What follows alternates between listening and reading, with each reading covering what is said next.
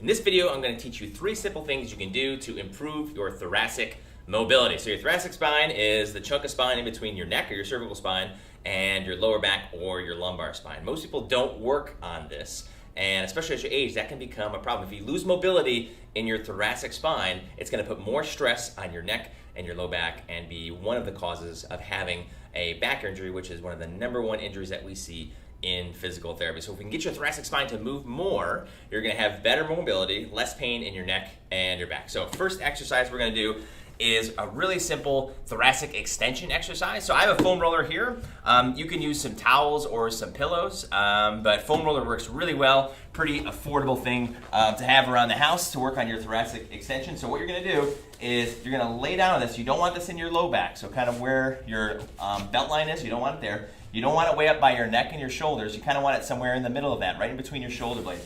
So from here, I'm going to find a spot that I need to get some extension. So we get a lot of flexion in our thoracic spine because for the most part, we're spending a lot of time sitting in cars, at desks, that kind of thing. We don't spend a lot of time in thoracic extension.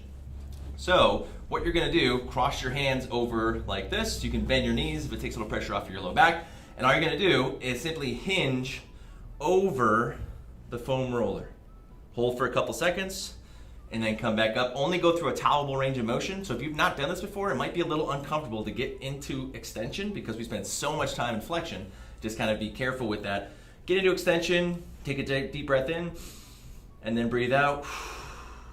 And you can probably tell as I breathe out, I get a little bit more extension. So find 3 or 4 spots in the thoracic spine to get some extension. If you get better extension, it will equate to better rotation and better overall thoracic health. The next thing we're gonna do is, we call this in our clinic like thread the needle. So you're gonna get onto your hands and knees, and from here, take one hand, so I'll take my right hand, put it flat on the ground, and all I'm gonna do is try to reach my hand as far over as I can go, and I should be feeling some pressure in my mid-back, a little bit in my shoulder, maybe a little bit in my low back too, but from here I'm trying to reach over as far as I can go, and this is working on thoracic rotation. So this is important in our rotational athletes. If you need to kind of look over your shoulder when you're emerging in traffic, that's really important.